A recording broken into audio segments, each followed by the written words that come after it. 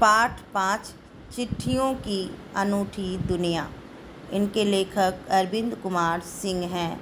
पाठ का सारांश। चिट्ठी की अनूठी दुनिया नामक इस पाठ में चिट्ठियों की विचित्र दुनिया में हमारा परिचय कराया है।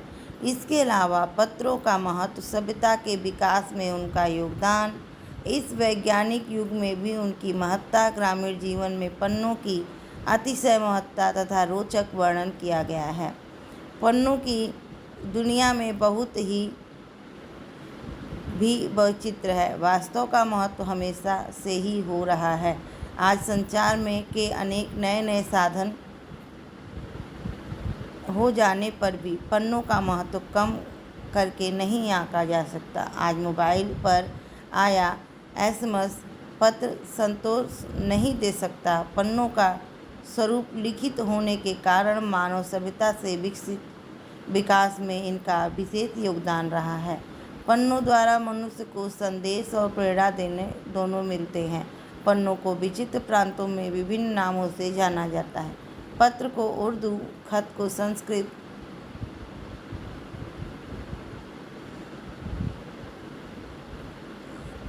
पत्र को उर्दू में खत और संस्कृत में पत्र, कन्नड़ में कागज, तेलुगु में उत्तरम जाबू और लेख तथा तमिल में कडिन नाम से जाना जाता है। पत्र हमारी यादों को लंबे समय तक ताज़ा रखते हैं। भारत में प्रतिदिन लगभग 4 करोड़ पत्र डाकघर में डाले जाते हैं, जो इसकी लोकप्रियता का प्रमाण है। प्राचीन काल में पन्नों को हरकारों के माध्यम से एक स्थान से दूसरे स्थान तक पहुंचाया जाता था।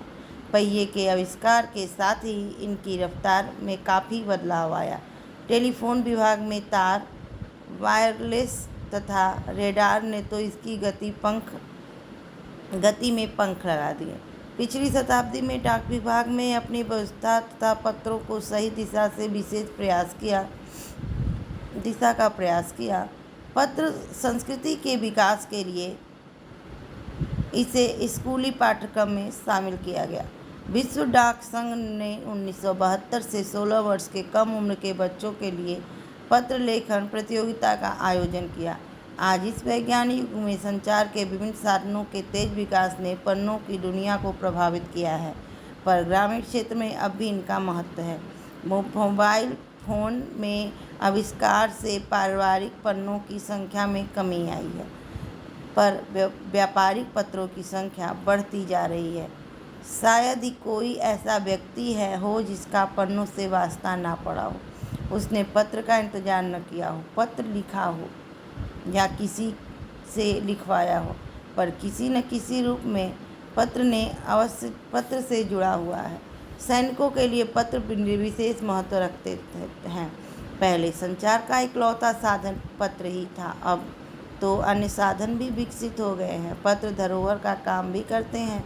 अनेक लोग इनका संग्रह करना अपना शौक समझते हैं। बड़े बड़े लेखक, उद्यमी, कवि, प्रशासक तथा किसान की पत्र रचनाएं स्वयं में अनुसंधान का विषय है।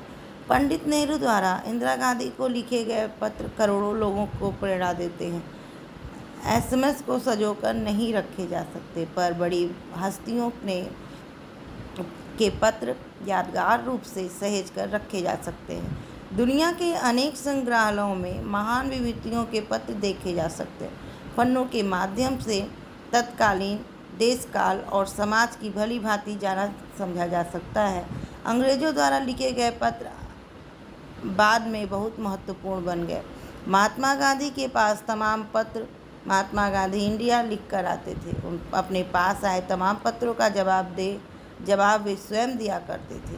उनके जवाबी पत्रों को लेकर यादगार के रूप में या फ्रेम में सजाकर रख लेते थे।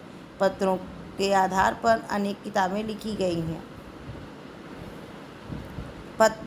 पत्र दस्तावेज जैसे ही महत्व रखते हैं। निराला के पत्र हमको लिखा है कहाँ, पंत के 200 पत्र बच्चन के नाम आदि इसके प्रमाण हैं।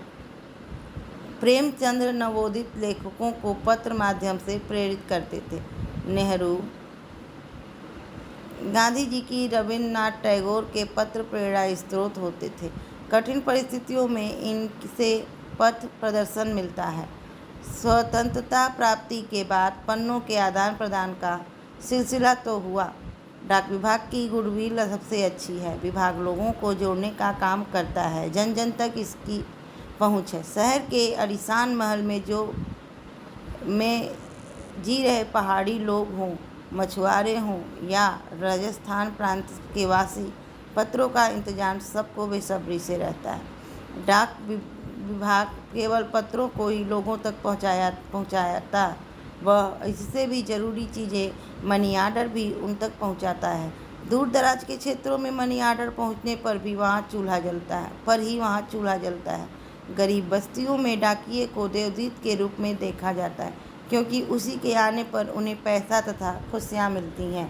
अगली वीडियो में हम चिट्ठियों की अनूठी दुनिया के प्रश्नोत्तरी करेंगे।